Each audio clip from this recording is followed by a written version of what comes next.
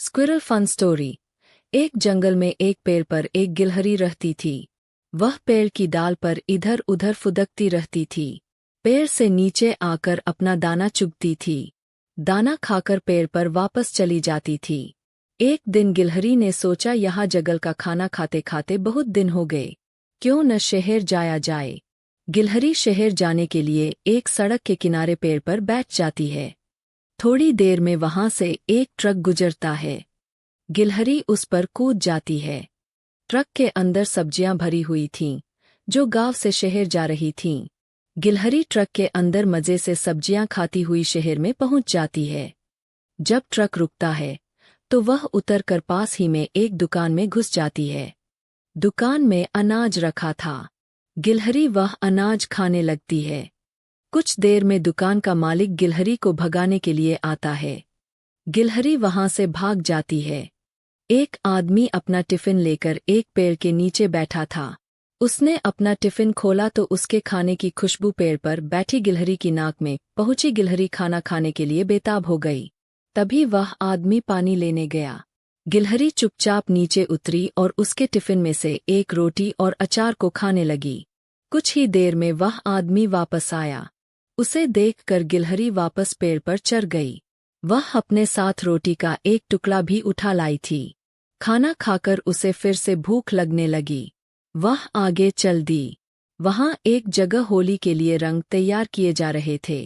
दो बड़े बड़े ड्रम में होली के लिए एक चांदी का और एक सोने का रंग घोल कर रखा था। कुछ आदमी और औरतें इन रंगों को खाली बोतलों में भर रहे थे।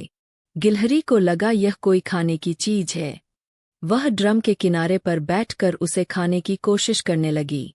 उसने अपनी जीभ उसे चाटने के लिए आगे बढ़ाई ही थी कि वह ड्रम में गिर गई। ड्रम से सोने के रंग की कुछ छींटे पास ही काम कर रही एक औरत पर गईं। वह उठकर देखने लगी तो देखा ड्रम में एक गिलहरी पड़ी है और बाहर निकलने के लिए छटपटा रही है। उस औरत ने और लोगों को बुला लिया। तभी उनमें से एक बोला, इसे जल्दी से निकलो नहीं तो यह मर जाएगी। एक आदमी ने एक बड़ी सी रंग छानने की छलनी से गिलहरी को बाहर निकाला और वहीं पास में एक और रख दिया। गिलहरी वहीं बैठी रही। वह धीरे धीरे हाथ पैर चला रही थी, लेकिन वह उठ नहीं पा रही थी। उसे छोड़कर सभी अपने अपने काम में लग गए। गिलहरी बहुत डर गई थी।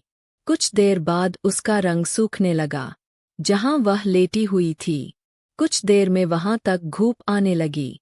धूप के कारण उसका रंग जल्दी से सूख गया। गिलहरी उठी और धीरे धीरे चलकर आगे चल दी। वह आगे जा रही थी। तभी उसने अपने आप को देखा तो उसका पूरा बदन सोने के रंग में रंग चुका था। गिलहरी बहुत खुश हुई। वह फिर से सड़क किनारे एक पेड़ पर बैठ गई। कुछ देर में एक बस उधर से गुजरी और गिलहरी कूदकर उस बस की छत पर बैठ गई। शाम तक वह बैठी रही। शाम को बस जंगल के रास्ते से गुजरी, लेकिन तेज स्पीड बस से गिलहरी उतर न सकी। रात के समय बस एक ढाबे के पास रुकी। तब गिलहरी उतरकर जंगल में पहुंच गई। वह एक पेड़ पर चढ़कर आराम करने लगी। सुबह की पहली किरण के साथ उसकी आँख खुली। अब वह जंगल में इधर उधर खाना ढूंढने लगी। जंगल के सभी जानवर उसे देखकर हैरान थे। तभी एक कबूतर उसके पास आया और बोला, गिलहरी बहन, तुम कहाँ से आई हो? गिलहरी ने कहा, मैं दूर परियों के देश से आई हूँ। वहाँ सभी जानवर सोने के होते हैं। एक आदमी ने एक बड़ी सी रंग छानने की छलनी से गिलहरी को बाहर निकाला और वहीं पास में एक और रख दिया। गिलहरी वहीं बैठी रही। वह धीरे धीरे हाथ पैर चला रही थी, लेकिन वह उठ नहीं पा रही थी। उसे छोड़कर सभी अपने अपने काम में लग गए। गिलहरी बहुत डर गई थी। कुछ देर बाद उसका रंग सूखने लगा, जहां वह लेटी हुई थी। कुछ देर में वहां तक धूप आने लगी। धूप के कारण उसका रंग जल्दी से सूख गया। गिलहरी उठी और धीरे धीरे चलकर आगे चल दी। वह आगे जा रही थी। तभी उसने अपने आप को देखा तो उसका पूरा बदन सोने के रंग में रंग चुका था। गिलहरी बहुत खुश हुई। वह फिर से सड़क किनारे एक पेड़ पर बैठ गई। कुछ देर में एक बस उधर से गुजरी और गिलहरी कूदकर उस बस की छत पर बैठ गई। शाम तक वह बैठी रही। शाम को बस जंगल के रास्ते से गुजरी, लेकिन तेज स्पीड बस से गिलहरी उतर न सकी। रात के समय बस एक ढाबे के पास रुकी, तब गिलहरी उतरकर जंगल में पहुंच गई। वह एक पेड़ पर चढ़कर आराम करने लगी। सुबह की पहली किरण के साथ उसकी आँख खुली। अब वह जंगल में इधर उधर खाना ढूंढने लगी। जंगल के सभी जानवर उसे देखकर हैरान थे। तभी एक कबूतर उसके पास आया और बोला, गिलहरी बहन, तुम कहाँ से आई हो? गिलहरी ने कहा, मैं दूर परियों के देश से आई हूँ। वहाँ सभी जानवर सोने के होते हैं।